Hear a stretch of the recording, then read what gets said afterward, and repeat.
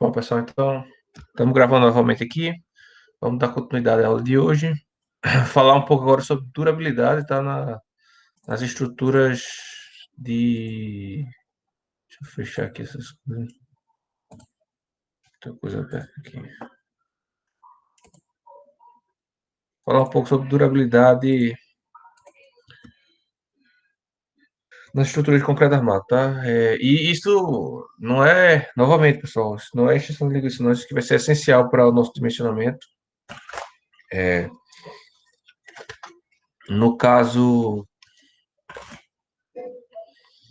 a primeira coisa que a gente precisa fazer antes de começar qualquer dimensionamento, qualquer projeto, é avaliar justamente esses critérios, tá? Eu não vou citar exemplos agora porque a gente vai ver ainda os conteúdos, mas assim que a gente for vendo, eu vou dando os exemplos, tá? Mas basicamente, a primeira coisa que a gente precisa fazer é avaliar o critério de durabilidade da estrutura, tá? Então, até 2003, em que quando foi lançado esse formato novo de norma, né? Até então, a norma era da década de 80, se não me engano, alguma coisa parecida. E era chamada até de NB1, né? Foi a primeira norma de concreto armado. Foi a primeira norma no Brasil, norma técnica. E só a partir desse momento que começou a, normativamente, pelo menos, a ser considerada a questão da durabilidade do concreto armado, tá? Então, até então, só precisava garantir que não caísse, né? Que a estrutura não caísse. A gente só dimensionava para a estrutura não cair. E aí, com o advento de novos métodos, a gente primeiro, agora a gente está dimensionando para a estrutura não cair, né, para não romper, mas também a gente está dimensionando para que ela funcione corretamente ao longo do tempo, tá? Trabalhe bem, funcione adequadamente. E além disso, a gente dimensiona esperando, né, e trabalhando para que uma durabilidade aceitável seja atendida. Tá? Então, a norma tem um capítulo específico só de durabilidade de concreto, né? Além de vários outros tópicos perdidos ao longo do texto que trabalham nesse intuito, né? Para garantir a durabilidade.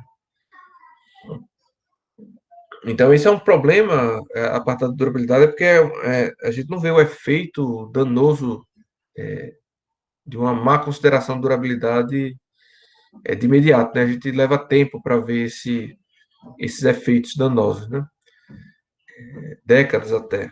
Mesmo para uma estrutura mal dimensionada em termos de durabilidade, leva alguns anos, algumas décadas para começarem as patologias. Apesar de que, recentemente, a gente tem casos com obras muito recentes com problema, né? Então, tá ficando preocupante a situação. Mas é algo que só aparece com o tempo. Inclusive, não tem como garantir ou auferir no final da obra se foi realmente adequado o período de durabilidade daquela obra, né? Porque é um termo bastante complexo aqui para a gente estar trabalhando, beleza? Mas,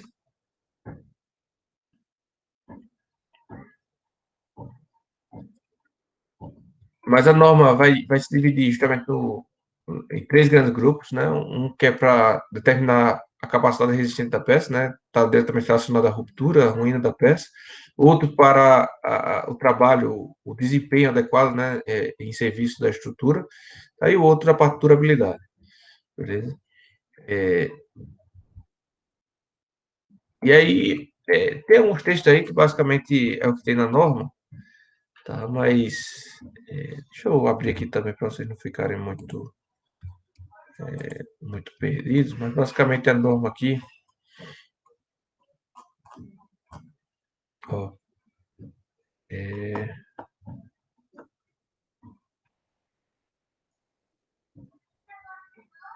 capítulo 6 aqui, ó, diretrizes para a durabilidade da estrutura de concreto armado, tá?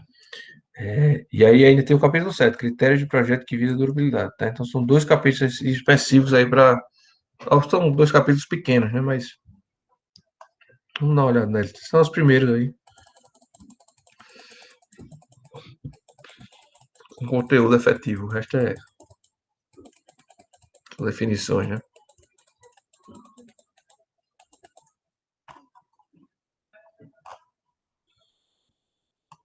Bom, então, ó, os requisitos de qualidade de um estudo de concreto armado são classificados para os efeitos dessa norma em três grandes grupos, tá?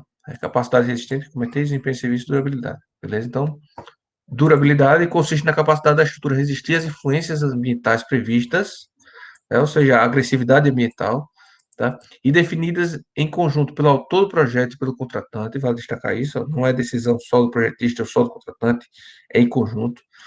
No início dos trabalhos de elaboração do projeto, como eu falei para vocês, antes de qualquer coisa que a gente precisa definir são os critérios de durabilidade, beleza? Antes de qualquer coisa do projeto.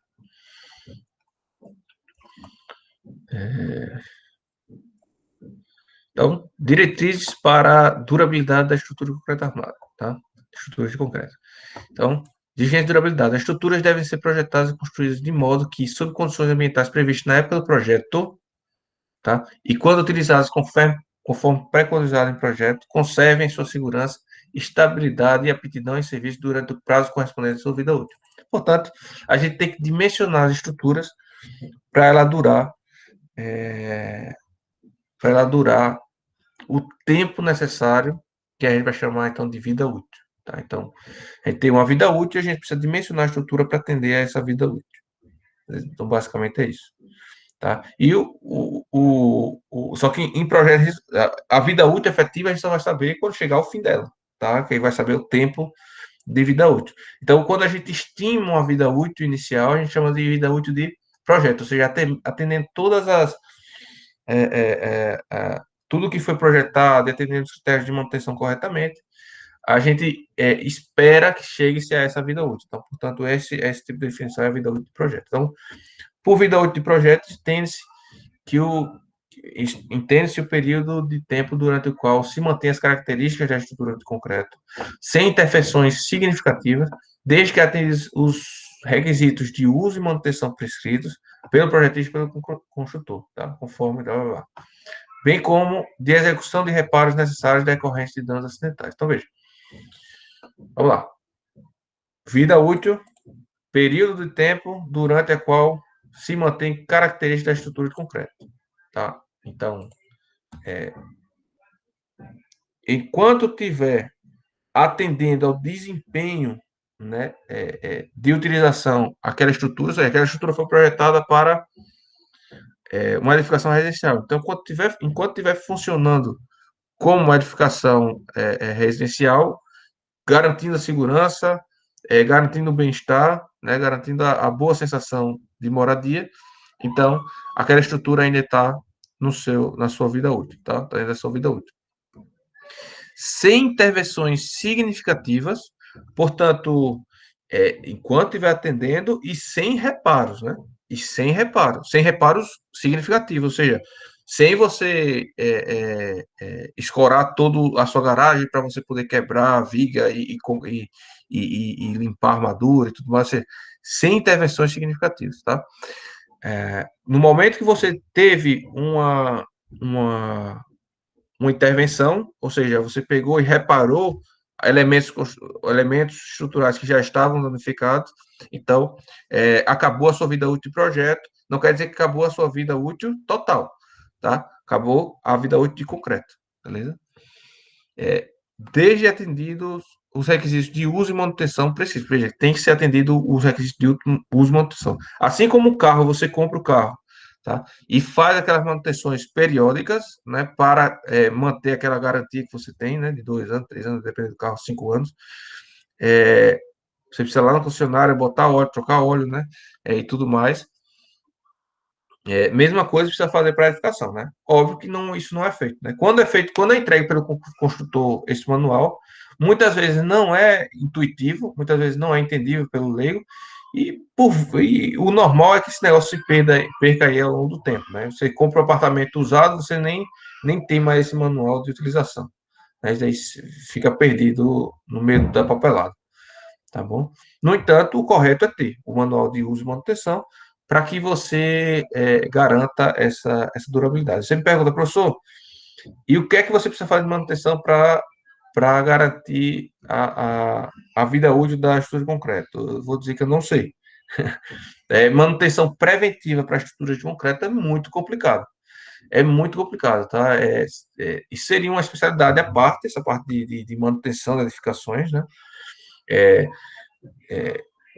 Talvez um tecnólogo do concreto, de concreto seja até mais apto a lidar essa informação, tá?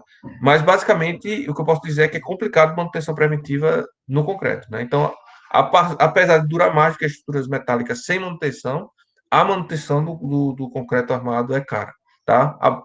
A estrutura metálica, se você pintar adequadamente naqueles períodos de tempo esperados, né, a sua estrutura dura muito, muito mesmo, tá? No caso de concreto, essa manutenção é complicada. Essa manutenção é complicada. Mas, ao final da explicação aqui do que deteriora o concreto armado, né, a gente dá, eu vou propor aqui algumas ideias, tá, que não são aplicadas e que não tem norma, não tem livro nenhum, mas é o que eu penso, né, é assim, por bom senso, a partir do que a gente precisa impedir, né, a gente pode conversar aqui sobre isso, tá, mas basicamente a, o que eu queria que vocês entendessem agora é que a vida útil de projeto só vai ser atendida com a manutenção adequada, tá? E essa manutenção tem que ser prevista no manual de uso e manutenção da edificação, tá? Que é entregue pelo construtor ao comprador do apartamento, da casa, do que for, do imóvel, certo?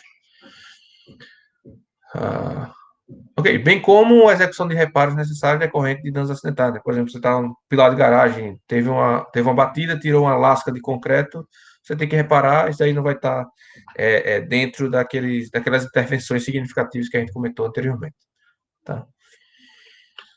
E aí, conceito de vida útil, veja que é outra coisa, vida útil, tá? Vida útil de projeto é uma coisa, vida útil total da obra é outra coisa. Então, a vida útil aplica-se à estrutura como um todo ou às suas partes, tá? Então, é muito comum, por exemplo, o pilotis e a garagem de uma edificação está comprometido antes do que propriamente o pavimento do tipo dentro do apartamento, né? Porque dentro do apartamento você está aí basicamente protegido, né? Você está pintando constantemente aquele apartamento. Ele naturalmente já é mais protegido, né? Porque tem janelas, tem portas, tem vedações, né? Enquanto que a garagem lá está exposta, o pilotis está exposto, está tudo exposto, né? Então, é o que a gente chama de. Ele tem o pilotis e o subsolo tem um microclima, né, que a gente chama, ou seja, dentro daquele ambiente ele tem um microclima diferenciado, né, do que o resto da edificação. Então, a vida útil vai se aplicar tanto ao todo quanto às partes, né? Com essas partes. Por exemplo, o pilotis já atingiu a vida útil, né? Ou a viga tal, o pilar tal atingiu a sua vida útil. Tá? Então, você pode falar tanto como todo quanto em suas partes. Desta forma, determinadas partes das estruturas podem merecer consideração especial, com valor de vida útil diferente do todo, como, por exemplo, paredes de apoios e juntas de movimentação. Tá? Então, perceba, além disso que eu falei, né, que a gente pode avaliar parcialmente a vida útil da edificação, a gente vai avaliar essa vida útil para cada item, né, cada insumo que a gente utilizou na construção, né? Então, por exemplo, as tubulações hidrossanitárias têm uma determinada vida útil, né? A estrutura vai ter outra vida útil, provavelmente vai ser mais longa, né? Então, dentre os elementos componentes da construção, a estrutura com certeza é que vai precisar da maior vida útil possível, né? E aí ele cita aí um próprio elementos da estrutura, né, que não são elementos estruturais, aparelhos de apoio, tá, e juntas de movimentação. Então eu falei para vocês que sobre juntas de movimentação, né, eu falei para vocês que a estrutura se movimenta, né, por conta de variação de temperatura, tá? Ao longo da sua vida útil, e, portanto, uma das soluções para mitigar essa variação de volume, portanto, essas deformações impostas, dentro da estrutura de concreto armado, é a gente colocar juntas de dilatação ou juntas de movimentação. Tá? E, portanto, essas juntas, elas precisam ser tratadas.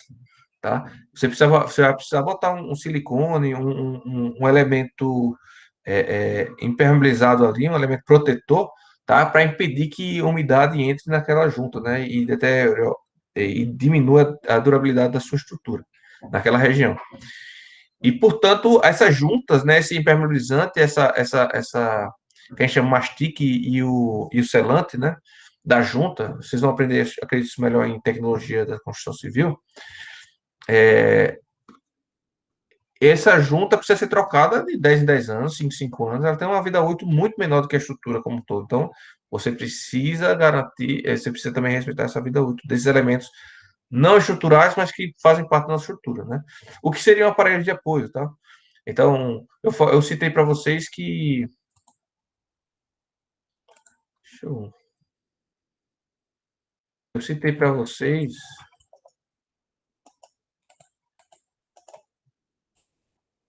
Deixa eu escrever aqui, porque o anúncio está aparecendo um negócio chato. Vou escrever aqui mesmo. Então, eu falei para vocês que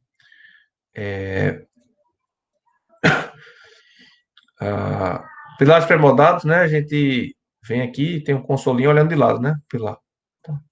E a gente vem e apoia a nossa viga aqui, né? Apoia a nossa viga. No galpão, vocês devem ter visto já. Daí. Aí eu falei para vocês, inclusive, que a gente tem aquela barrinha de aço, né, para ligar um ao outro, tá? Mas além da barrinha, nessa ligação, a gente bota um aparelho de apoio que a gente chama, que é um neoprene, tá? Geralmente é um material elastomérico, né, que é que nem bombril, né? A gente chama de neoprene, mas neoprene é a marca, tá? Então é como se fosse uma placa, essa placa é de material borrachudo, tá? Borrachudo. Ela pode ou não ser fretada. Ela tem, e fretada, quando eu falo fretada, é que ela tem camadas de aço, então ela tem camada de borracha, camada de aço, camada de borracha. E camada de. Eu estou falando borracha, mas o termo correto não é borracha, é elastômero, tá? Mas basicamente é uma borracha. E aí a intenção de colocar esse aparelho de apoio é justamente para impedir que essa face do concreto fique roçando na parte de concreto do consolo, né?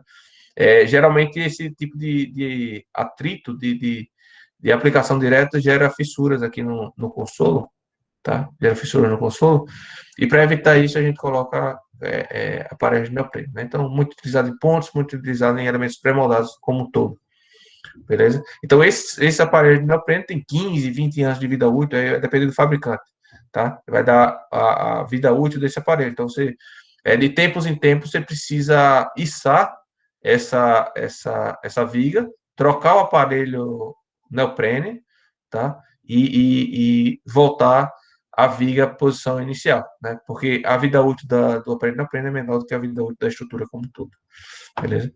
Eu tenho um vídeo aqui, eu posso estar passando para vocês. Deixa eu pesquisar aqui, deixa eu fechar um pouco a minha apresentação. E eu vou pesquisar aqui para mostrar logo para vocês, a gente mostra rapidamente. Ah,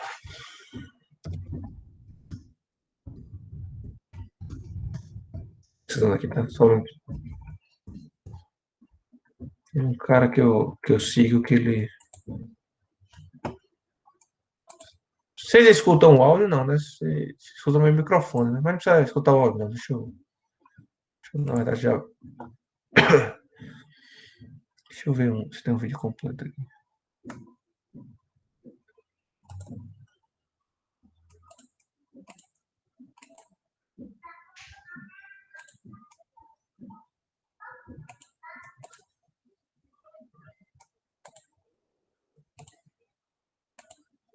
Deixa eu ver se esse vídeo está completo.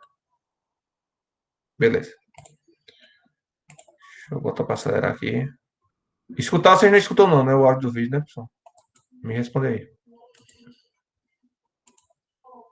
Professor, eu acho que se você colocar para espelhar a aba do Chrome, compartilhar a aba, tem aquela opçãozinha, aí ele espelha o som também. Porque eu não estou nem espelhando, né, na verdade. Deixa eu espelhar agora para ver se. Mas eu não quero que vocês escutem o áudio, não. Justamente eu vou mutar de qualquer forma, eu mesmo vou falando. Vocês estão vendo minha tela aí já de novo? No YouTube?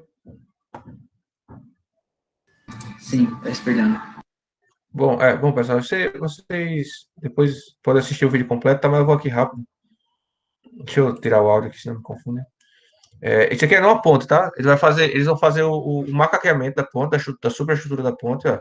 Esse consolo eles fizeram depois, porque essa ponte não previu a possibilidade de manutenção, então esse consolo ele teve que fazer depois, tá? Ele fez um reforço na estrutura para fazer esse consolo, veio que tá meio quebrado aqui ainda essa viga, tá? Isso aqui são os macacos hidráulicos, que vão fazer o quê? Vão empurrar o consolo para baixo e vão jogar a superestrutura da viga para cima, né? Entre esse pilar, essa viga travessa aqui e essa superestrutura, tá? Tem um neoprene aqui, tá? Tem um neoprene. Tá? Então, isso quando a gente faz projeto de ponto, tem que prever, pessoal, essa situação, inclusive tem que dimensionar a estrutura para essa situação de manutenção, tá? Tem que dimensionar a sua estrutura para essa situação de manutenção. E aí a posição dos macacos, a quantidade de macacos, quem vai definir é você que é o engenheiro projetista da ponte, né? Vamos dizer assim. De qualquer outro elemento estrutural. Tá? Tem que se prever, qualquer elemento estrutural que precise trocar esse neoprene. Você vê aqui que o neoprene aqui, ó, esse aqui, ó, esse pretinho aqui, tá? Ele ficou preso na parte superior, tá? Porque com o tempo, né, temperatura e tal, acabou que ficou preso. Então a estrutura já tá içada aí, tá? Ó, não sei se você vê que o gap aqui já aumentou, né? Tá? Então, só que o elemento de neoprene tá preso, eles estão tirando aí. Ó, o elemento, não sei se está dando para ver, pessoal, para vocês. Mas ó, o elemento de neoprene aqui, né? Então, ó, a ideia vai ser tirar, vai estar tirando. Certo? Eles têm que levantar o mínimo possível, né? Para não ter dano também lá no pavimento e tudo mais, né? Então, ó, ele tá botando, né? Tá tirando e botando ao mesmo tempo. Enquanto tira, bota.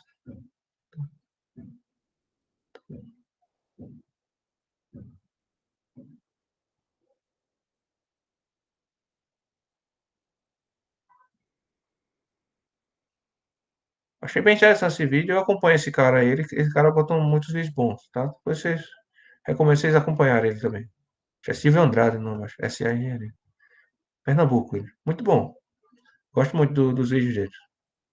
Tá? Alguns são bem resumidos, mas às vezes é bom, só para vocês tomarem conhecimento de que existe aquele determinado problema, né? Bom, basicamente era isso. Entenderam aí, pessoal, o que eu tô falando? Tudo certo, nada errado. Tudo certo. Bom, então é isso, né? Eu poderia pesquisar talvez aqui, eu não tenho, confesso que eu não tenho de memória aqui um vídeo de juntas, né? Trocando junta, tá? Mas isso é mais assunto de tecnologia da construção, tá? Trocar junta, tal, mastique, a, o selante. Bom. Lembrando que quando ele fala aqui de junta, nessa norma é junta estrutural, né? Você tem junta de revestimento, você tem junta estrutural. Essa aqui seria a junta estrutural. Ok.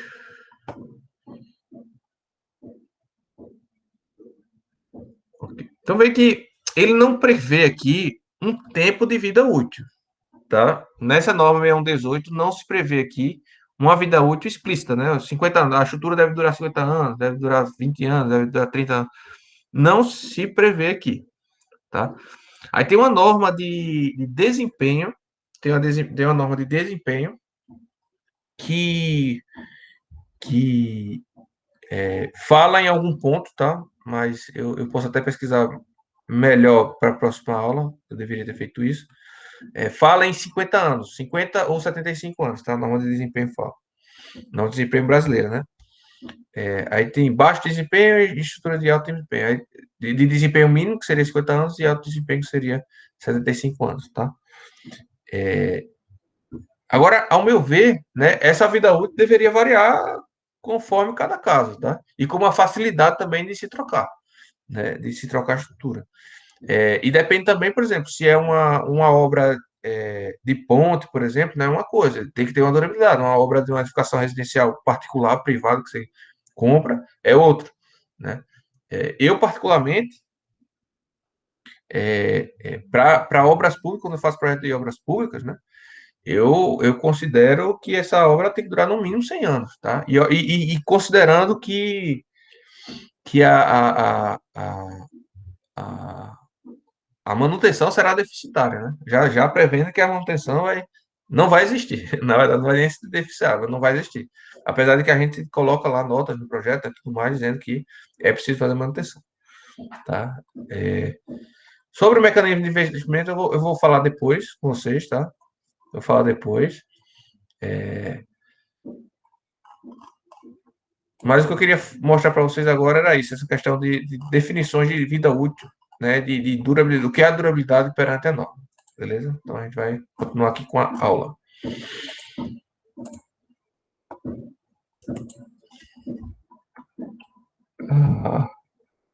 Então, por exemplo, na norma britânica, tá? Eles separam, eles separam a vida útil a depender do tipo de estrutura que é. Se for uma edificação industrial, por exemplo, né? Ou um edifício que está sendo reformado agora, você espera que após a reforma, né? Ele dure mais 30 anos, tá?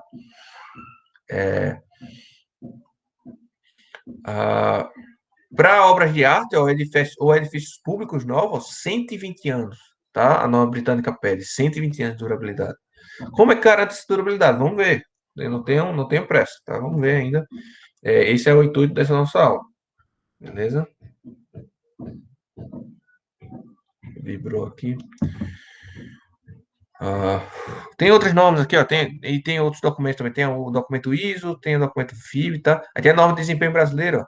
Partes estruturais substituíveis, exemplo, apoios, né, neoprene, ou juntas de dilatação, né, como foi falado anteriormente, 23 a 20 anos, né? Tá ao contrário aqui, não entendi muito bem, não, mas em torno de 20 anos, né, a vida útil do aparelho de apoio, né? Você tem que ver se você tem que ver na fabricante se é isso que ela garante, né? Se garantir mais, você pode usar mais, não tem problema, tá? É difícil de outras estruturas comuns, 50 anos, né? Bem resumido aqui. Não tem diferença para edifícios públicos, pontos, não tem. Mas eu acho que vem é de bom senso, né? Bom senso admitir uma vida útil maior para uma estrutura pública. Tá?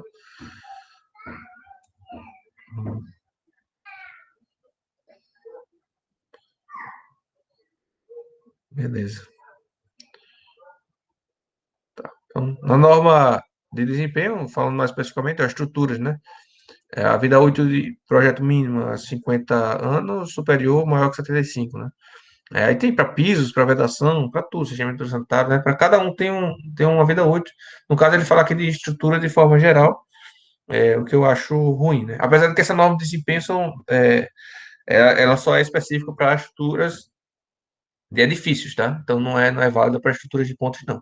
Então a norma de ponte, inclusive, está vindo aí uma nova revisão.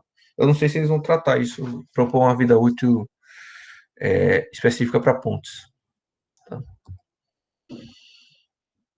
Então, é importante também a gente conhecer as responsabilidades, tá? E isso na norma de desempenho tem bem estabelecido. Então, eu grifei aí alguns pontos, tá? Mas, basicamente, ó, o fornecedor tem várias responsabilidades, né? Tem vários entes aí, tem vários atores nesse processo, né? Você tem o fornecedor do material, né? Que seria o fabricante, é, que ele precisa caracterizar o desempenho de acordo com a norma, tá? Então, ele precisa dizer, olha, esse meu produto tem uma vida útil de projeto de tanto. Tá? Esse meu produto tem uma norma, tem uma outra vida útil, beleza? E informar em seus manuais isso daí, suas especificações, isso daí, tá? E como deve ser feita manutenção, inclusive, e tudo mais, tá? Já o projetista, ao engenheiro que está concebendo a ideia do empreendimento, né? Ele vai ter que estabelecer a vida útil. Então, ele vai ter que dizer, olha, a minha estrutura deve durar pelo menos 50 anos, pelo menos 75 anos, e assim por diante. Tá? Ao construtor, uma importantíssima. Obviamente que, só destacando, obviamente que o projetista, para chegar nessa vida útil, o projetista precisa especificar o produto, né, o material utilizado para chegar naquela vida útil. Né? Você não pode pensar em atingir uma vida útil de 100 anos e utilizar um material que não vai chegar naquela vida útil nunca, né? Então você precisa estar com isso aí correlacionado. Já o construtor, basicamente, das diversas responsabilidades, ele é o responsável por elaborar o manual de operação e uso e manutenção, né, que eu comentei anteriormente, tá? Responsabilidade do construtor. Obviamente que ele vai pegar os dados do fabricante, os dados do projetista, né? Os dados de um consultor de manutenção, né? Um especialista em manutenções de edificações, tá? E vai elaborar esse manual aí, Também esse manual é quase a mesma coisa sempre, tá, pessoal? Muda pouca coisa de um prédio para o outro. Então, ele vai gastar um dinheiro, vai investir nisso daí na primeira vez, e depois ele faz alguns ajustes de um prédio para o outro. Tá bom? E cabe ao usuário realizar as manutenções, né? Se o usuário não está realizando as manutenções e não está usando adequadamente aquela estrutura, aquele prédio, né, como um todo, admite-se que ele está abrindo mão aí da sua garantia e da vida útil, tá, também. E não vai poder reclamar da vida útil lá no final. Tem esse gráficozinho, mas vou pular aqui por todo o tempo, já está perto de 11 horas. Tá? Mas, basicamente, quais são os mecanismos de deterioração do concreto? Tá? E é importante a gente. Eu já falei, já comentei sobre essas mecanismos de deterioração. Quando dá lá materiais únicos, quando dá a parte de concreto, de material concreto, né? Não sei se a Sheila. Eu tenho que assistir as aulas da Sheila para ver até onde ela vai nesse conteúdo. Mas, basicamente, os mecanismos deterioradores do concreto, esquece concreto armado por enquanto, tá? Então, imaginando que eles não têm ácido dentro da estrutura, só concreto, tá? A gente tem mecanismos físicos e químicos para a deterioração do concreto, tá? E o físico vai se separar também, tem uma subcategoria de mecânico, tá? Para destacar isso. Então, um dos processos físicos aí, tá? É a lixiviação. Então, a lixiviação é um mecanismo responsável por dissolver e carrear hidratados da parte de cimento, né? Por ação das águas puras, carbônicas, agressivas, ácidas ou outras, tá? Para prevenir a sua ocorrência. Recomenda-se restringir a fissuração, ó, a gente precisa garantir que não se fissure muito concreto, de forma a minimizar a infiltração de água e proteger as superfícies expostas com os produtos específicos, como hidrófugos, tá? Que seriam tintas, né, vernizes, alguma coisa do tipo assim, para impedir a entrada da umidade na massa de concreto. Então, basicamente, o que esse mecanismo de desviação é o quê? É a água percolando pela massa de concreto, tá? E enquanto percola, ela traz aquele cal livre, né, aquela cal livre, que está lá na massa de concreto endurecida, formando aquelas marcas brancas, né, na superfície das estruturas, tá? E aí, isso é causado pela lixiviação, tá bom? E aí, com o tempo, você vai perdendo material cálcico do seu concreto e seu concreto vai se deteriorando, né? Vai simplesmente se dissolvendo, vamos dizer assim. Expansão por sulfato, né? Então, é a expansão por ação de águas e solos, tá? Que contêm ou estejam contaminados por sulfatos, tá? Então, onde tiver sulfatos, por exemplo, água do mar, tá? Você precisa ter extremamente cuidado com isso, tá? Dando origem a reações expansivas e deletérias a partir do cimento hidratado, tá? Porque isso aqui, sulfatos vai reagir principalmente com o, o, os aluminados tricálcicos, tá? E vai ter uma reação, vai formar um gel, tá? Esse gel é expansível, tá? E aí começa a ter rachaduras no, no concreto, tá bom? Então, expansão por sulfato teria isso. Então, se você tem sulfatos na água ou no solo, né? Então, por exemplo, nas águas, a água de tratamento de esgoto tem sulfatos, a água de praia tem sulfatos, tá? Água de mar, né? Água de praia, água de mar, água salobra tem muitos sulfatos, tá? Solos próximos a indústrias, né? E a indústria tá colocando os registros dele naquele solo, tá? Então tem que tomar cuidado que vai ter sulfato também ali, beleza? Então,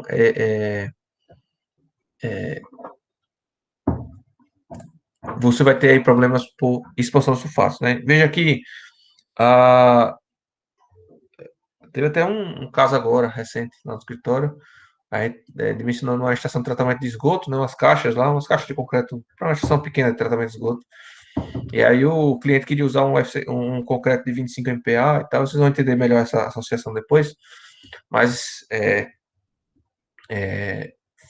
foi explicado para ele, ó, esse tipo de resíduo vai ter sulfatos, né?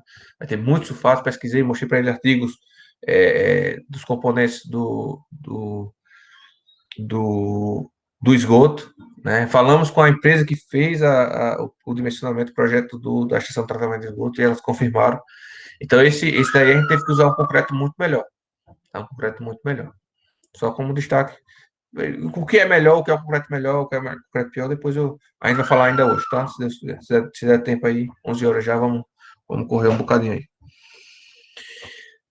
E tem a reação álcool agregado, tá? Que basicamente é a expansão por reação entre álcalis, que são elementos, tá? São elementos químicos alcalinos que aparecem no concreto, que estão no concreto, tá? Com agregados reativos, tá? Então, o agregado que você utilizar no concreto, você precisa garantir que não seja reativo com ele mesmo, né? Com o concreto.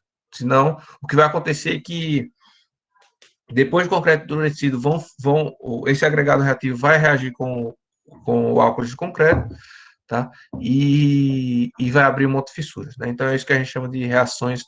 Vai ser também uma reação expansiva, tá? Só destacando, é também uma reação expansiva. E aí você vai ter um dano aí por reação álcool agregado que a gente chama. Beleza? Então isso aqui está relacionado só com concreto, tá? Com concreto você tem que evitar tudo isso aqui, tá? Então, quando eu falo que toda estrutura de concreto tem que ser impermeabilizada, é porque você garante que não vai ter essa lixiviação, tá? Outra, agora, óbvio, a impermeabilização, aí vamos lá, vamos pensar aqui. A impermeabilização, pessoal, o sistema de impermeabilização como um todo, tem uma durabilidade menor do que a estrutura. E se por acaso você está dimensionando aí uma caixa d'água, tá? Uma caixa d'água com concreto armado. E se por acaso a validade, a vida útil do seu sistema de impermeabilização acabou, né? O usuário não trocou, não fez a manutenção correta, né? Então vai acontecer lixiviação, porque você vai ter aí uma água é, pressurizada, inclusive com a camada de água de 1 metro, 2 metros, a depender do tamanho da caixa d'água. E essa água vai penetrar pelo seu concreto, vai percolar pelo seu concreto, tá? E aí você vai ter uma perda, você vai ter processo de desviação, além de aumentar o processo de corrosão da armadura, que eu vou falar daqui a pouco, e você vai ter uma perda de vida útil, com certeza, dessa sua estrutura, perfeito? E aí, nesse aspecto, precisa ser impermeabilizado, tá? Nesse aspecto, precisa ser impermeabilizado, e, se não, e você precisa dimensionar a estrutura para essa impermeabilização falhar em algum momento, tá? E aí é o que eu falo.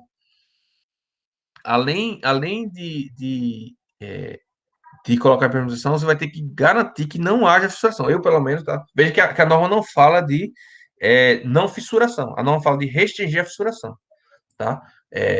Alguns podem interpretar isso aqui como limitar as fissurações. Eu considero que isso aqui é eliminar as fissurações, tá? Na minha opinião, elementos que possam ter aí, tem que armazenar água, não pode abrir fissura, não pode formar fissura, tá? Então, é assim que eu trabalho, né, particularmente, beleza? De forma que eu estou minimizando aqui esse processo de lixiviação, né? Porque com fissuras a água percola muito mais rápido do que apenas pelos poros do concreto, tá bom?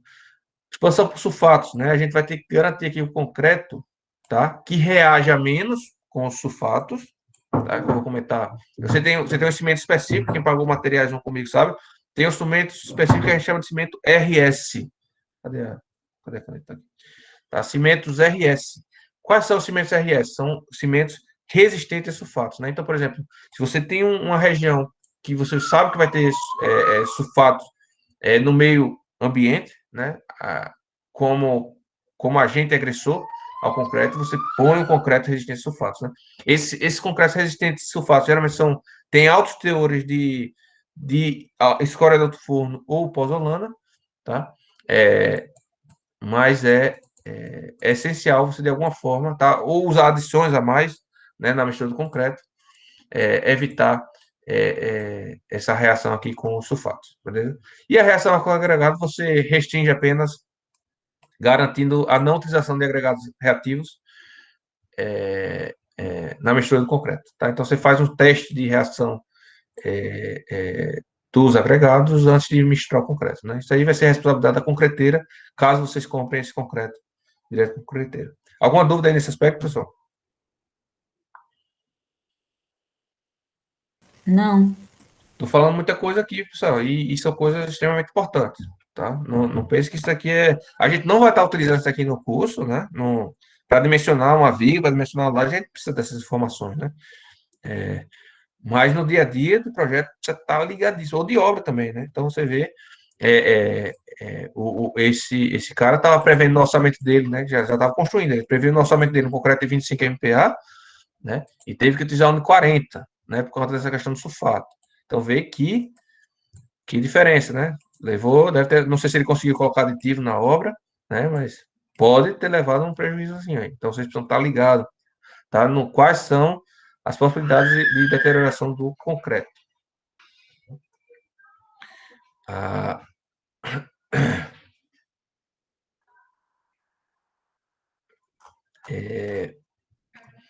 agora, a gente vai ter também aí mecanismos de deterioração relativos à armadura, tá? Ou seja, agora a gente está trabalhando só com concreto armado. Deixa eu trocar aqui o fone, que esse aqui está pitando, acho que a bateria está acabando.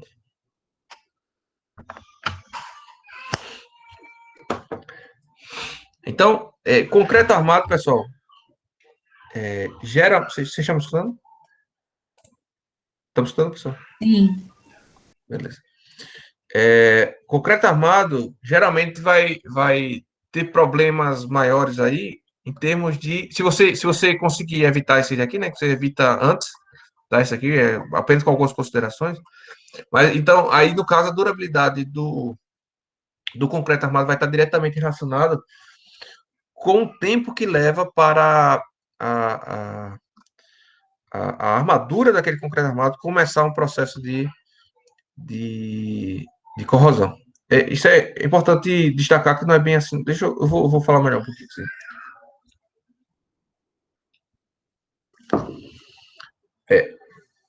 Tá. A vida útil do elemento concreto armado vai estar diretamente associada, tá, ao início da corrosão das armaduras. Ou a corrosão das armaduras. Vou botar como todo corrosão das armaduras. Por quê? Porque a definição da vida útil, ou seja, quando acaba a vida útil do concreto, é uma coisa que está sendo discutida ainda. Não tem norma, tá? Não tem na norma.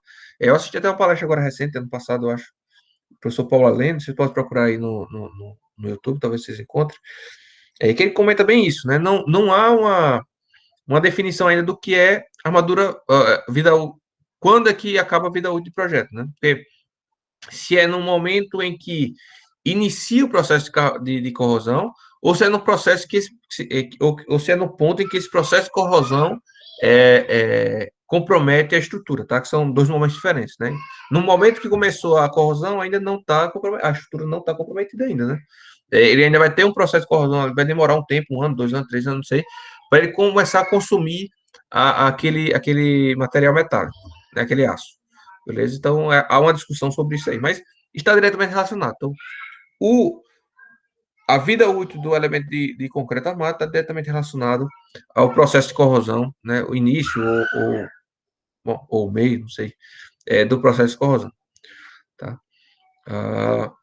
E o processo de corrosão nas armaduras vão se dar de duas maneiras. Tá? Vão se dar de duas maneiras. Ou por carbonatação do concreto, ou por ação dos cloretos. Tá? Mas em ambos os casos, a corrosão ocorre por conta da despassivação do vergalhão de aço, ou do fio de aço, que seja. Então vamos lá. Vou tentar explicar aqui. Eu não sou especialista nisso, né? Os tecnólogos são melhores para explicar isso aí, mas vamos tentar fazer aqui o máximo para vocês entenderem, tá? A ideia da coisa. Eu tenho uma seção de concreto armado aqui, tá? Uma seção retangular. Eu coloco a minha armadura dentro dele, tá? Vou colocar aqui dentro dele a armadura do concreto de aço, tá? Essas vermelhinhas aqui são o aço. Perceba que o aço está dentro de uma massa de concreto, tá? Uma massa de concreto. Esse aço, quando você compra, tá? Tem aqui a nervura, né? Tá? Esse aço, quando você compra, ele vem com uma película, um filme invisível, tá? Na superfície, que a gente chama de camada passivadora, tá? Ou seja, se você deixar uma barra de aço exposta ao meio ambiente, assim, sem contato com o solo, né? Ela é exposta, tá? Com todos os lados dela, que não tem lado, né? Que é um barra circular, mas com toda a face dela exposta à mesma agressividade ambiental, tá? Sem diferença de agressividade ambiental. Ela nunca vai enferrujar, tá? Ela vai formar uma película. Ela vai formar uma película marronzinha, que parece ferrugem, mas não é, tá? Que a gente chama justamente de camada pacificadora, ou seja, ela se protege, ela se autoprotege, tá? Ela forma uma camada para se proteger da corrosão como um todo, beleza? E aí ela não vai corroer.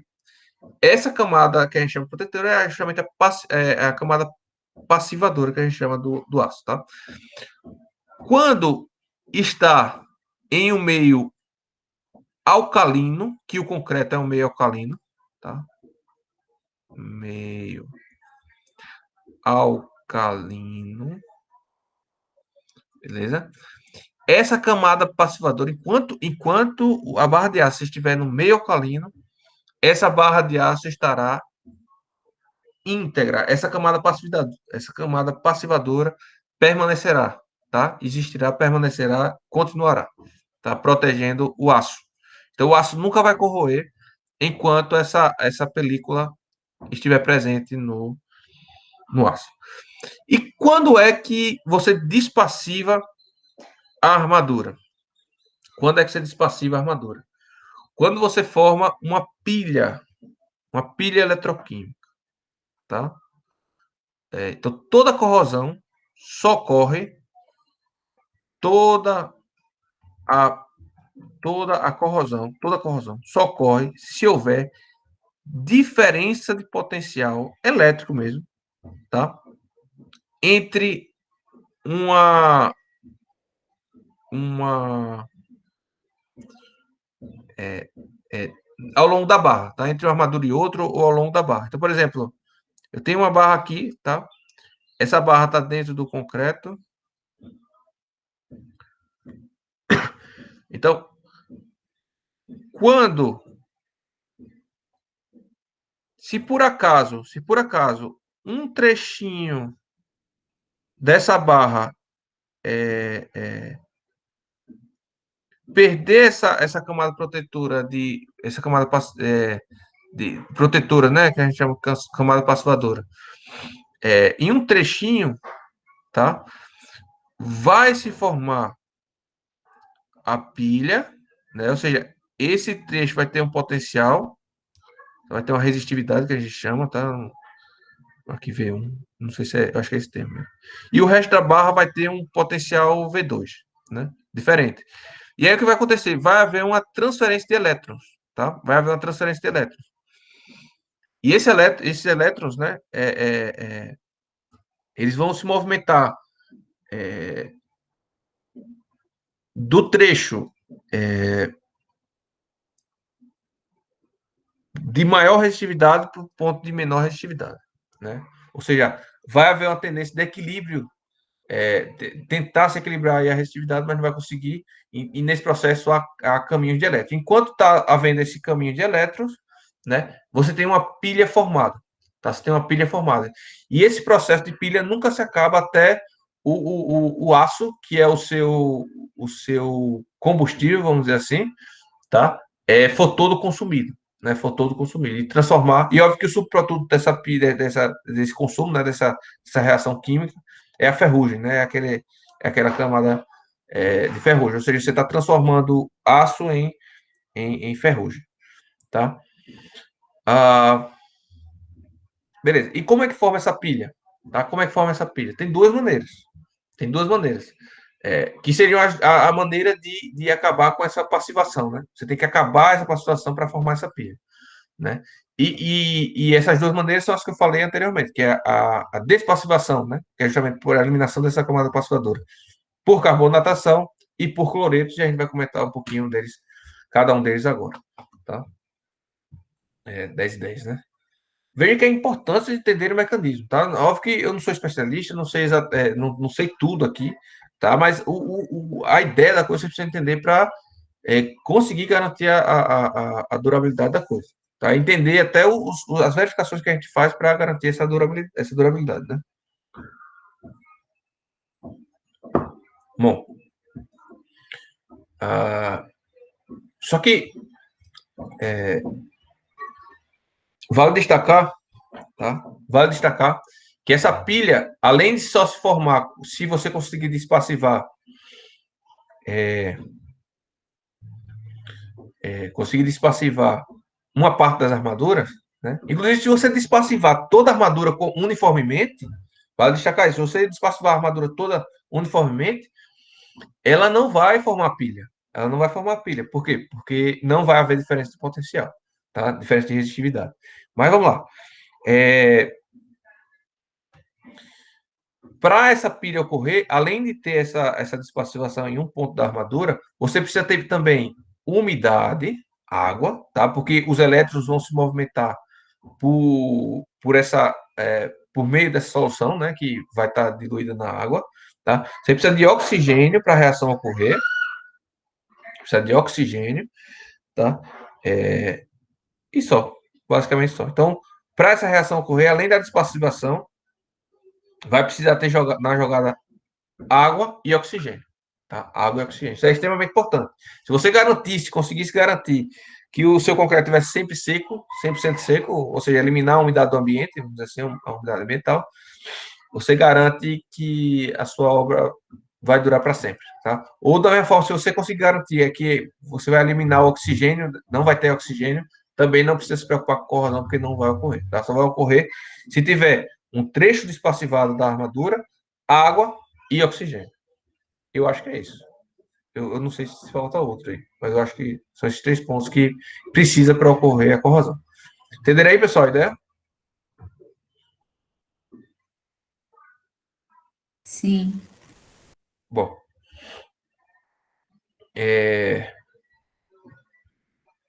Ok. Tá. E como é que você despassiva? Ou por carbonatação, que eu falei para vocês, ou por ataque de cloretos, por ação de cloretos, né? Então, primeiro, carbonatação. Vamos falar de carbonatação. Tá?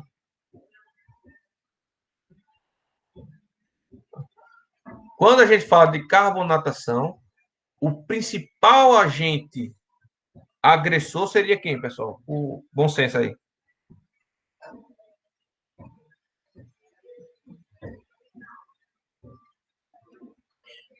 Carbono, né? Gás carbono, tá? Gás carbono, CO2. Então, o principal agente aí seria o gás carbono. CO2 seria o principal agente agressor, tá? Agente agressor. Agressor. Então, veja, o meio ambiente é cheio de carbono, da gás carbono, né? O meio ambiente é cheio de gás carbono. Então, tem uma viga aqui e ela vai estar rodeada de ar e dentro desse ar tem gás carbono, né? Obviamente que vocês hão de concordar comigo, né? Tem de concordar comigo que São Paulo tem muito mais carbono na atmosfera que Arapiraca ou Palmeira dos Índios, né? Devido ao quê? Devido à quantidade de indústrias, devido à quantidade de automóveis, né? Etc. Eu acho que não há dúvidas quanto a isso, né? Então você tem regiões com maior agressividade de gás carbônico e regiões com menor agressividade de gás carbônico. Gás carbônico, tá? E dessa maneira, esse gás carbônico se deposita sobre a superfície do concreto e com o tempo e a umidade, chuva e tudo mais, ele vai migrando, tá? Vai percolando para dentro da massa de concreto, tá? Vai percolando a massa de concreto. E na medida que esse carbono avança na massa de concreto, ele vai mudando esse meio alcalino, ele vai transformando esse meio alcalino em meio ácido. Ou seja, ele vai aumentando, vai diminuindo o pH do meu concreto à medida que ele vai avançando. Tá? À medida que ele vai avançando, ele vai diminuindo o pH da massa de concreto. E quando a gente transforma esse meio alcalino em meio ácido, ou seja, quando o pH fica menor do que 7, nessa região em torno da armadura, então quer dizer que essa armadura nessa região está despassivada. Está despassivada por quê? porque ela não está mais no meio alcalino, e o meio alcalino é o que protege essa passivação. Perfeito, pessoal? Inclusive, um ensaio para ver é, se o concreto está carbonatado ou não, que a gente chama, né? É você. Oh, meu Deus. Qual é a. Deu branco agora. Você coloca uma substância. A mesma ensaio que vocês fazem lá em química, pessoal, para saber, para ver pegar se é ácido básico. Você aplica a solução no concreto, tá? E se ficar rosa, é porque está carbonatado. Se não ficar rosa, é porque a gente está. Perdão, é o oposto. Eita, agora eu fiquei. Deu branco, é? Faz tempo que eu não vejo isso. Bom, mas se ficar branco, quer dizer que ainda é alcalino. Não, perdão. Se ficar rosa, quer dizer que é alcalino. Se não mudar de cor, quer dizer que é ácido, tá? Eu acho que é isso. Se eu não me engano, é isso. Depois eu confirmo com vocês e falo na próxima aula, tá? Ou seja, você aplica a solução no concreto, um spray mesmo. Se ficar rosa, ainda está. Vamos considerar que esse é o correto. Se ficar rosa, ele ainda está alcalino. Se ficar com a cor do concreto, normal, né? Se não mudar de cor, quer dizer que ele está no meio ácido. Né? E, portanto, se esse concreto que envolve a barra de aço, em algum determinado ponto aqui da viga, estiver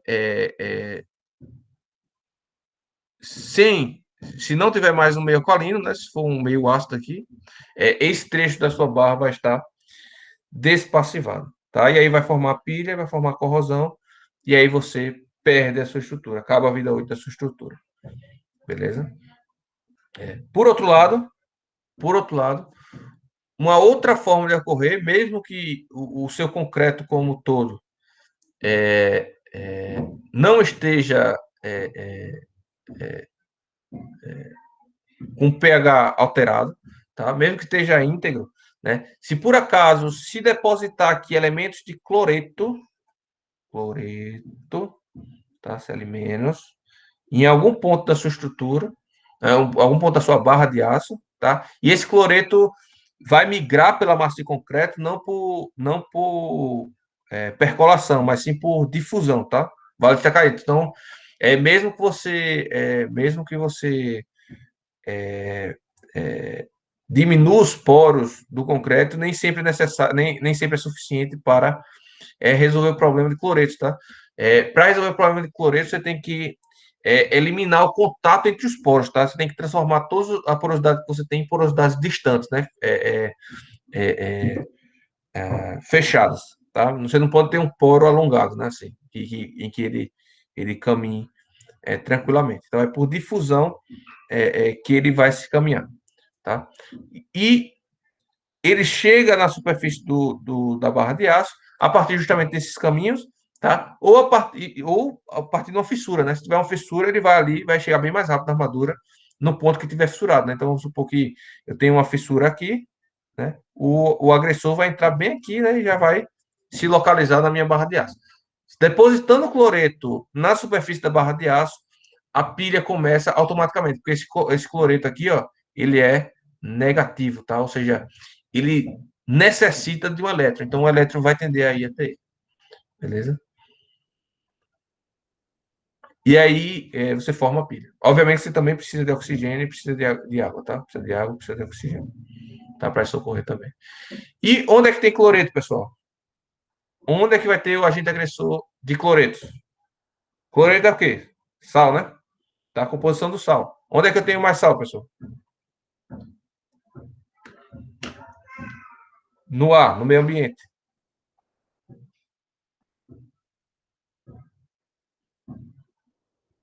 Região da orla, né, professor?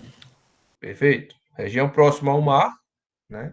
Regiões marítimas, né? Você tem maiores teores de cloreto, né? Maiores teores de cloreto. E, portanto, a gente já consegue avaliar, pessoal, aqui, por esses dois mecanismos de deterioração, que, a depender de onde a sua obra vai estar localizada, ela vai ser danificada mais por carbonatação ou por ataques do cloreto. Então, se eu tenho uma obra na orla de Maceió, eu vou ter com certeza, uma durabilidade comprometida por conta de ataque de cloretos e não por conta de carbonatação. Tá? Se eu tenho uma obra em São Paulo ou no interior de Alagoas, que seja, tá? Onde distante do mar, né? Interior que eu falo, agreste, sertão aí, você vai ter, com certeza, uma deterioração da estrutura por carbonatação e não por questão de cloretos. Compreende, pessoal, a ideia? Então, a depender de onde a gente botar a nossa obra, onde a gente vai construir, ela vai estar mais suscetível a um tipo de agressividade ou a outro. E cada uma dessas agressividades são combatidas de formas diferentes, tá? Vale destacar que a norma vai simplificar aqui, eu vou comentar daqui a pouco sobre isso, se der tempo, 11h20 já, mas no final das contas, são agentes diferentes e, portanto, a forma de combater é diferente também, beleza? Apesar de que a norma vai simplificar a coisa para um tipo de combate só. Entenderam, pessoal? Dois mecanismos de deterioração seria a carbonatação, ou seja, gás carbono entrando, diminui a alcalinidade do elemento de concreto, né, do concreto, da massa de concreto, perde a camada passivadora em determinado ponto, forma pilha, corrosão. Cloretos, por difusão, entra na massa de concreto, né, se deposita na superfície, por difusão, entra na massa de concreto, se deposita na superfície da armadura, forma pilha eletroquímica. Tá? Bom, então basicamente é isso. Entenderam aí? Sim. Vamos olhar aqui a norma.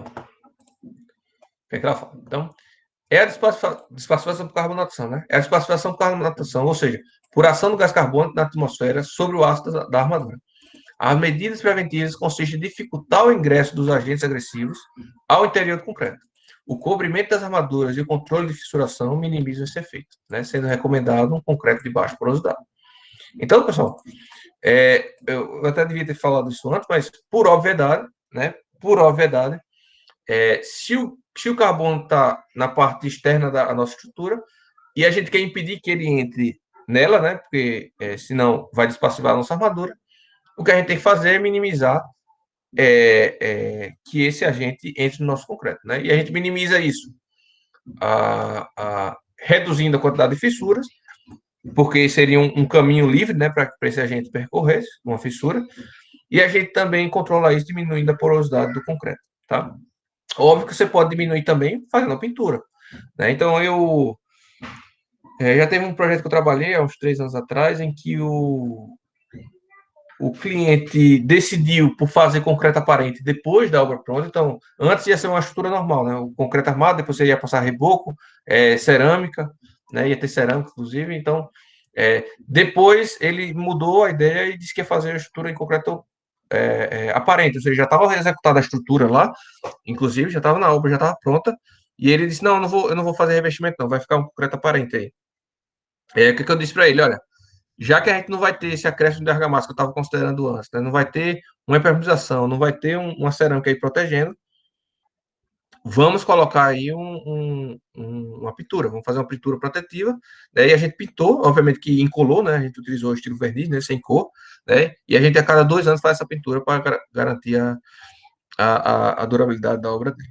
Tá bom? Então, essa pintura tem objetivo, obviamente, hidrófugo, né? De repelir a umidade, né? De a umidade não entrar, não se depositar naquela superfície. Beleza? Despacificação por ação do cloreto, tá? Consiste na ruptura local da camada de passivação, ou seja, é um ponto específico. Onde o cloreto se depositar, naquela região, vai haver uma ruptura da camada de passivação, tá? E aí vai formar a pilha eletroquímica, tá? As medidas preventivas consistem em dificultar o ingresso dos agentes agressivos ao interior do concreto. Veja que aqui ele não fala, aqui ele fala dificultar o ingresso, né? Ele não fala de percolação aqui, tá? Por quê? Porque é por difusão que o íon cloreto vai entrar, tá bom? Então, o cobrimento das armaduras, ou seja, a quantidade de concreto que tem que percolar, né? Aquele elemento até chegar à armadura. E o controle de fissuração minimiza esse efeito, sendo que recomendável o uso de concreto de pequena porosidade, ou seja, mesma coisa, mesma coisa. Porém, o uso de cimento composto com adição de escória ou material pozolânico também é recomendado nesses casos. Por quê, pessoal? Porque nesses casos você vai ter uma menor difusividade do concreto. Então, ou seja, vai ser mais difícil para esses íons cloretos se locomover na massa de concreto, tá? Com adição de cimento composto, ou seja, com adição de escória de alto forno, né? Ou material pozolânico. Então, cimento CP4 e cimento CP3 são os ideais para obras em que vão estar submetidas à ação de cloretos, tá? É essencial. Obviamente que esse tipo de cimento traz outros efeitos, como, por exemplo, demora em termos de pega, demora em termos de cura, tá? Demora em termos de ganho de resistência, tá? E outros diversos efeitos que a gente estudou lá em materiais 1, né? Porém, para diminuir a difusividade dos íons coloridos na massa de concreto, recomenda-se utilizar a adição de escória e material pozolânico no concreto. Tem outros também, né? Microsílica ajuda também, tá? Outros tipos de adições também vão ajudar aí. Feito? Agora, óbvio que diminuindo a porosidade, né? Já melhora, tá? Diminuindo a porosidade e aumentando o cobrimento da armadura, esqueci de falar. Perdão, pessoal. Confusão. Devia ter falado já quando eu estava explicando o mecanismo de ruptura, né? Vamos lá, pessoal. Por obviedade aqui, se eu tenho a massa de concreto novamente e eu tenho a minha armadura aqui dentro, tá? Seja por carbonatação, seja por cloreto, o que a gente quer impedir é que o agente externo aqui, que está aqui, ingresse na massa de concreto, correto?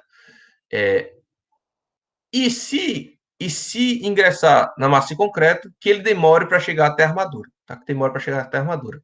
Então, portanto, o que é que eu preciso? Eu preciso de um concreto que dificulte a entrada desses agentes, ou seja, um material com menor porosidade, tá? Material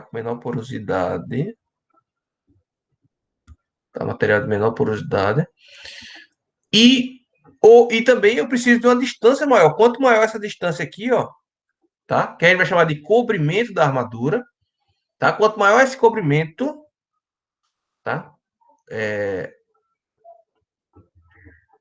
Maior a distância que o agente agressor vai ter que percorrer e, portanto, vai demorar mais para ele chegar, né? Então, o que influencia no tempo para ele chegar na armadura é a velocidade com que ele vai percolar. Então, quanto menor a porosidade, supostamente, eu estou limitando esse tempo de percolação. E quanto maior a distância também, né? Quanto maior a distância, mais tempo ele vai levar para até chegar. Então, eu preciso resolver isso. Tá? Menor porosidade, maior cobrimento. Agora, isso tudo vai me levar a uma maior durabilidade. Agora, como eu falei para vocês, tá? Durabilidade. Não adianta reduzir simplesmente a porosidade no caso de cloretos, tá? No caso de cloretos, além de reduzir a porosidade, você tem que reduzir. O que é mais efetivo é reduzir a condutividade, a difusividade do concreto, tá? E aí a redução da porosidade por si só não é tão vantajosa, tá? O que é vantajoso maior é a adição de elementos nessa massa de concreto que dificultem essa difusividade, tá? Aí é mais um assunto de tecnologia, do material em si, tá?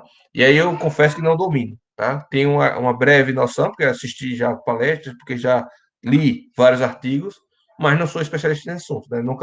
Nunca fiz um ensaio, nunca fiz um trabalho uma consultoria voltada para isso, beleza? Só sei do que eu tenho lido aí, tenho lido por aí, perfeito? Mas o que a norma vai fazer, o que a norma vai falar, ela vai esquecer essa questão de difusividade, tá? O que eu acho um erro, que isso aí provavelmente nas próximas normas isso irá mudar, né? Quando a gente tiver mais definido isso daí.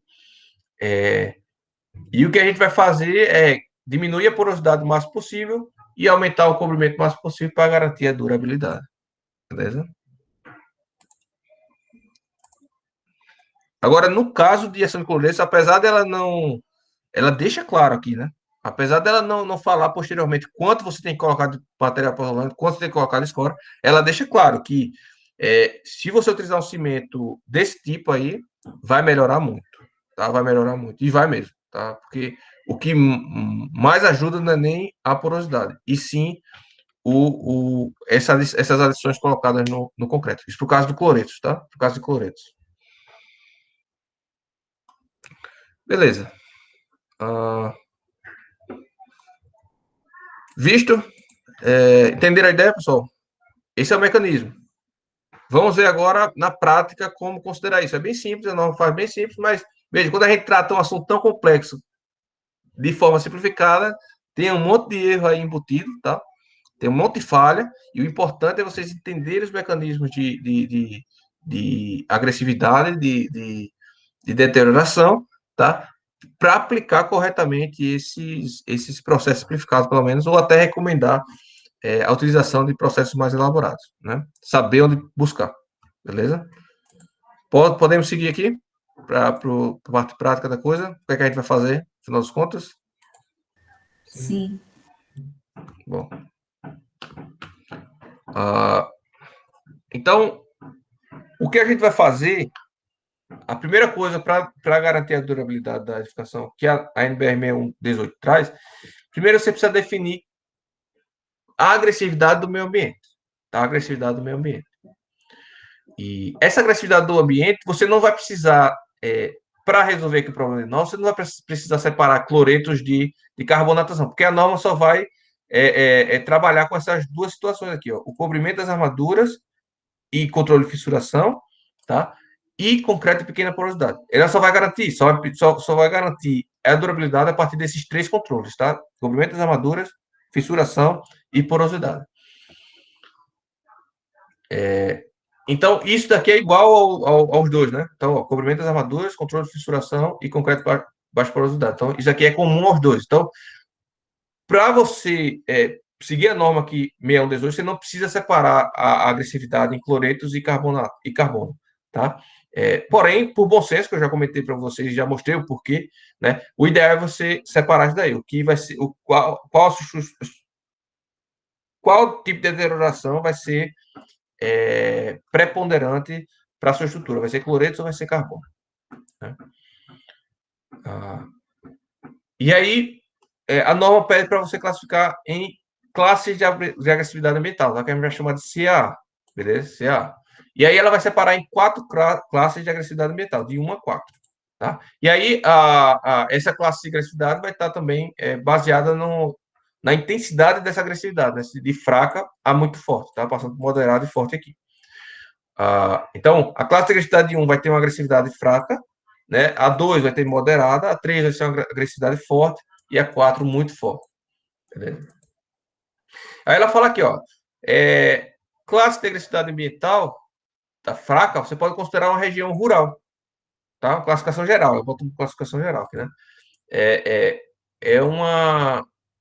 antes de falar nisso, tá? Veja, quando você tem uma classe de agressividade fraca, o risco de deterioração da estrutura é insignificante, né? Quando tem moderado é pequeno, quando tem forte é grande, quando tem muito forte é elevado, tá?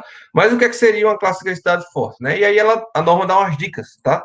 Mas não quer dizer que é muito exato isso aqui. Isso aqui vai partir muito do bom senso do projetista, tá? Do proprietário também, já que a determinação da durabilidade vai ser em conjunto, né? Entre o projetista e o, entre o projetista e o, o construtor, né? O proprietário. O construtor e o proprietário. Então, ele diz aqui, ó, classe de agressividade 1, ou seja, agressividade fraca, você pode considerar um ambiente rural. Né? Veja, no ambiente rural, na fazenda. Vamos lá. Tem carro, tem muita indústria numa fazenda? Não tem. Então, em termos de carbono, está tranquilo. Em termos de carbono, está tranquilo. Tem. É perto do mar, uma fazenda, uma zona rural é perto do mar? Não, né? É zona rural, interiorzão, longe do litoral, né? Então, agressividade fraca, tá? Não tem nem carbono nem cloretos, por isso que é considerado uma agressividade fraca, tá? Zona rural considerada, né?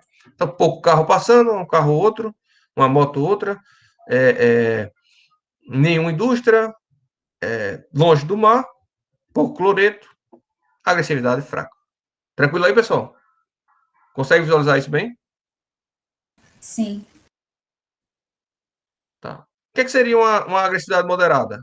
Urbana, uma cidade, né, já, né? Não é mais uma zona rural, onde você tem afastados, casas afastadas, não é uma fazenda, um sítio. Sim, é uma zona urbana, né, que você tem ali centro de cidade, centro comercial, né, você tem uma padaria ou outra, uma indústriazinha ou outra, pequena, né, mas, então você tem aí uma situação urbana, né?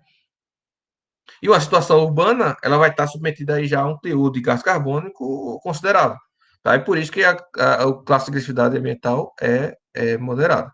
E aí, nessa situação moderada, a agressividade seria por carbono, tá? Não tem a possibilidade da, da, da agressividade ser por cloreto, tá? Então, se a agressividade for por cloretos, ou é forte ou é muito forte, tá? Não existe moderada de, de cloretos, beleza? Então, uma zona urbana, o centro de Arapiraca aí, né, já pode ser considerado zona urbana.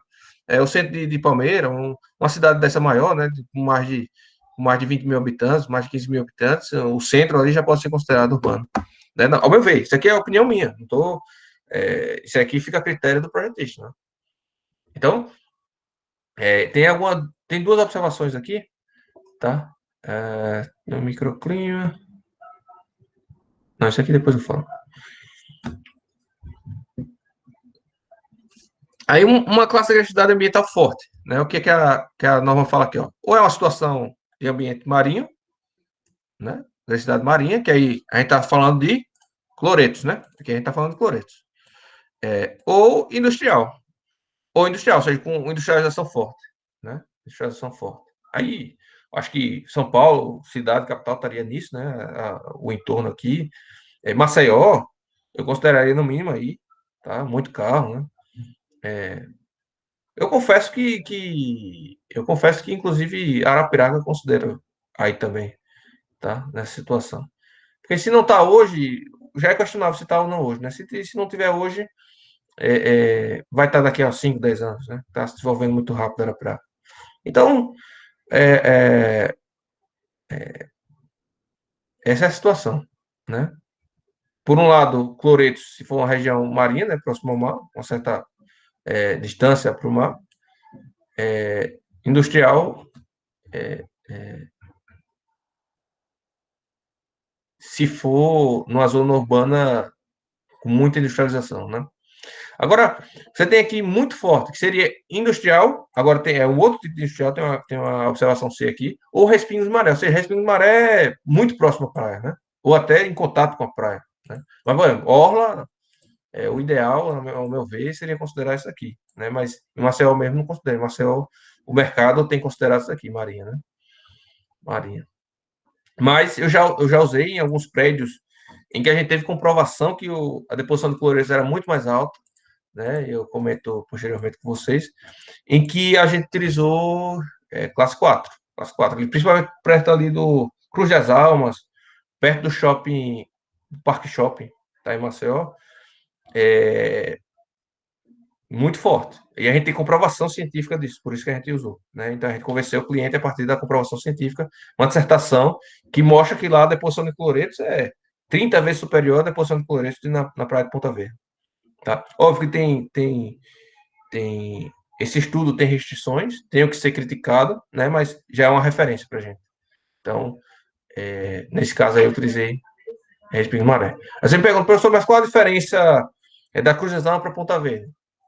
Isso aí é geológica, né? Diferença geológica, diferença de vento, alguma, não sei, alguma barreira física, não sei no que foi, mas a deposição de cloretos. Porque quando a gente fala de deposição de cloretos, é porque a medição que é feita de cloretos é você botar uma vela, assim, um equipamento que parece uma vela, e que vai se depositando o cloreto na superfície, né? E aí isso verificou que a deposição de cloretos lá nessa região da Cruz das Almas é muito maior do que na região da Ponta Verde. E olha que a Ponta Verde, Jatiuca ali já é muito, né? Eu morava com meus pais ali na Jatiuca, quando eu morava com eles, né? Na Jatiuca ali, tinha que limpar a janela dia sim, dia não, porque ficava tudo embaçado de maresia, né? E maresia é sal, é sal. Então, já é alta, né? Imagina lá nas Cruzes Altas. Então, eu se fosse possível, se eu pudesse mover a indústria aí da construção para uma direção, eu colocaria toda a região da Orla de Maceió como respingo de maré. Mas não sou, né? Então, mas industrial, qual a diferença desse industrial para isso aqui, né? A norma bota essa observação. Ambientes quimicamente agressivos, tá?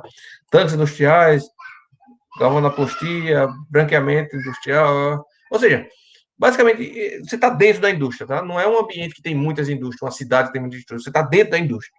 Tá? Você está dentro, você tá fazendo a estrutura da indústria. Então, basicamente, é essa a diferença. Tá? Essa a diferença.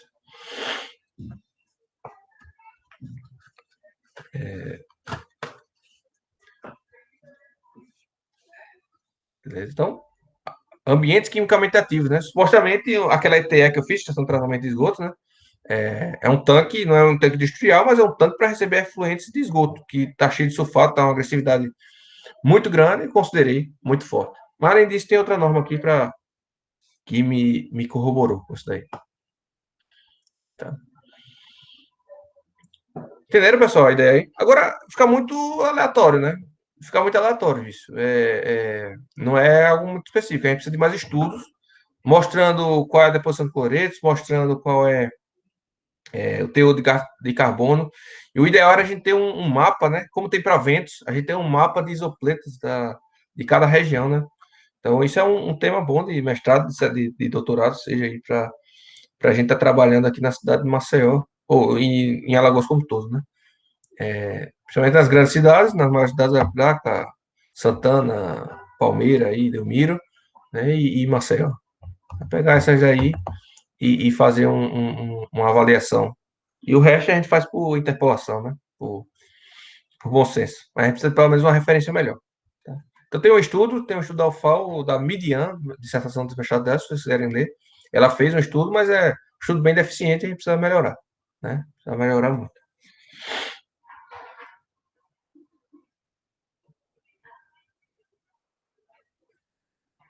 Então, ó, é importante chegar isso. O responsável pelo projeto estrutural de posse de dados relativos ao ambiente em que será construída a estrutura poderá classificar mais agressivas do que é estabelecido na tabela 6.1, tá? Então, a norma os autores da norma, né, se abstêm, tá? Ele bota tudo na conta do projetista e, ao mesmo tempo, falta informação para a gente determinar isso, né? Mas isso é bem estabelecido no mercado, segue mais ou menos o que eu estou falando aí.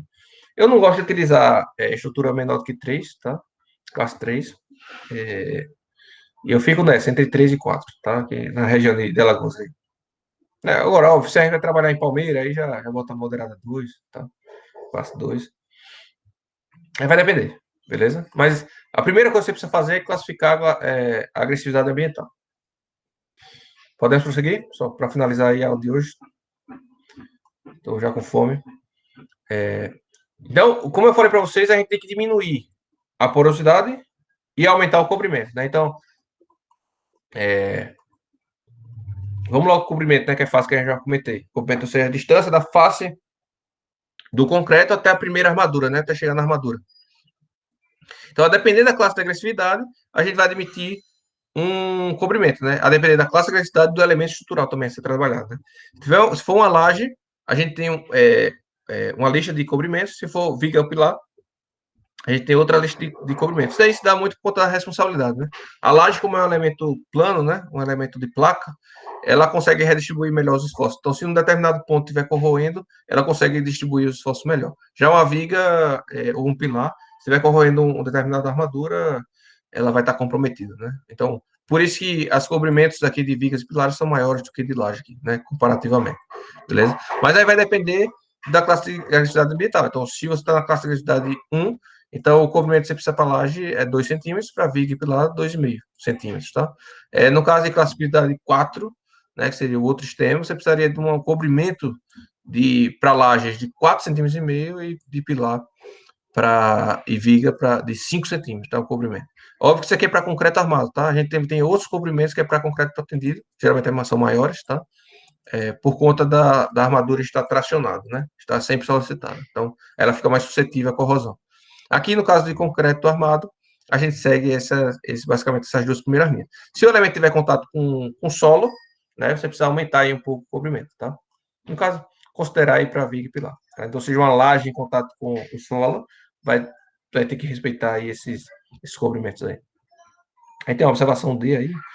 No trecho de pilares em contato com o solo, né, juntos ao elemento de fundações, a armadura deve ter cobrimento nominal mínimo de 4,5 cm, né, independente da classe de grafite ambiental. Ou seja, para pilares, se for o pilar que estiver em contato com o solo, é no mínimo 4,5 cm. Tá? Ou seja, ou vai ser 4,5 cm para esses dois casos, ou vai ser 5 para esse último caso aqui.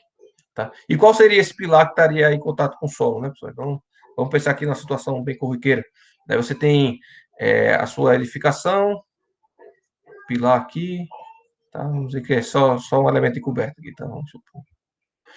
E você vai. Esse aqui é o nível do térreo, o nível do térreo, pavimento térreo.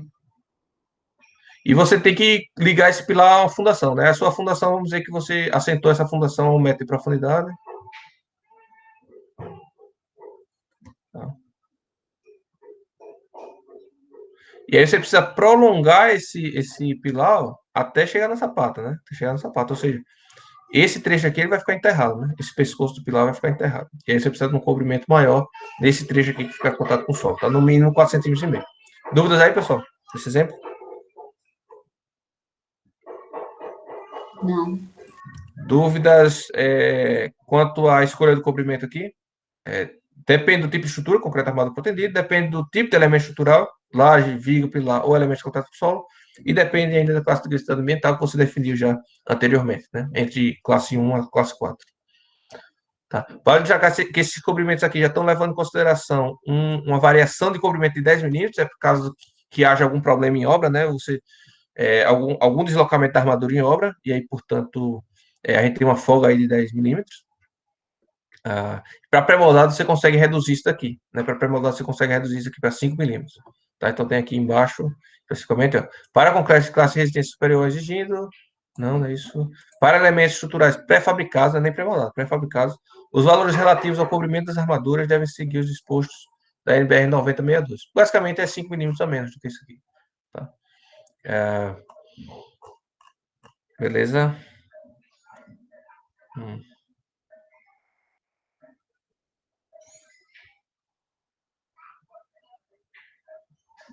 Beleza.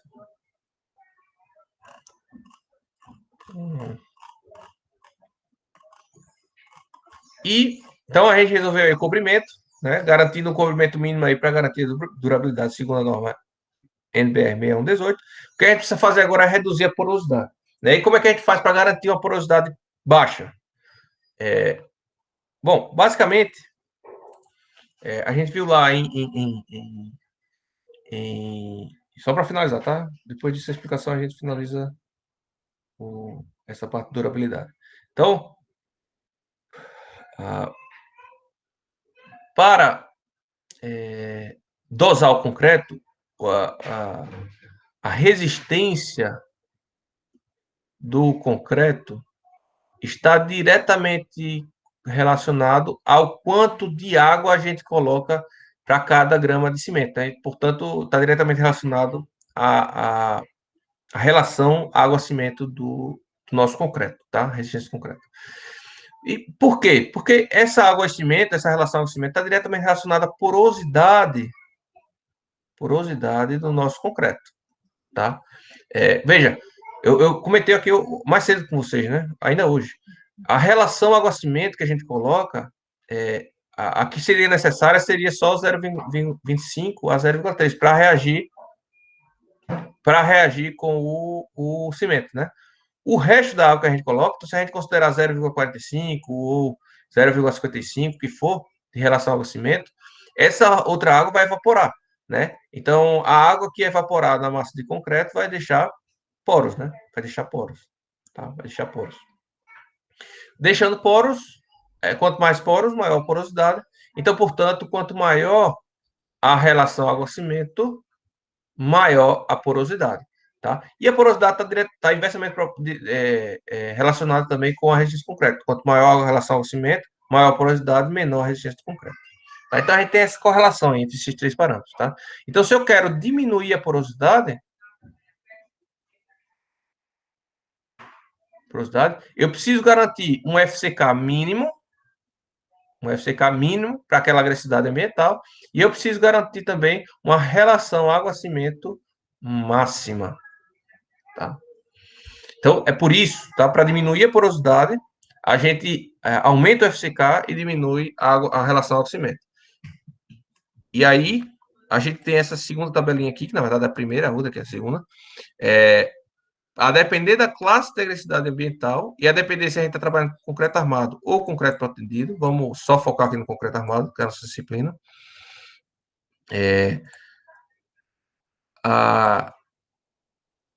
A gente tem uma relação água-cimento máxima, perdão, e a gente tem uma classe do concreto mínima, que seria o menor FCK possível, menor resistência possível. Portanto, se eu estou trabalhando aqui, por exemplo, numa região de agressividade forte, classe 3, eu preciso utilizar uma relação água-cimento máxima, 0,55, e um FCK mínimo de 30 MPa, tá? Veja, não quer dizer que você precisa atender, não quer dizer que para muito cuidado com isso. Já teve aluno se confundindo isso aí, aluno formado, no caso, engenheiro se confundindo isso aí e vindo me perguntar isso aí.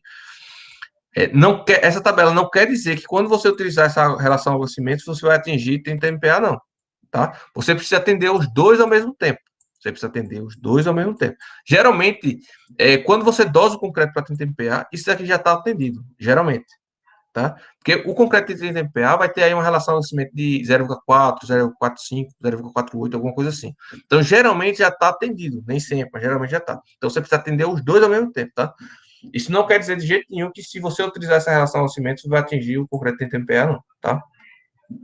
É porque a tecnologia do concreto evoluiu tanto que a gente consegue fazer essas peripécias, tá? Mas se fosse um concreto normal, rodado em obra, você nem consegue, com essa relação ao cimento, você não consegue fazer um concreto de 30 MPa, não. Talvez nem de 25, tá? Nem de 25.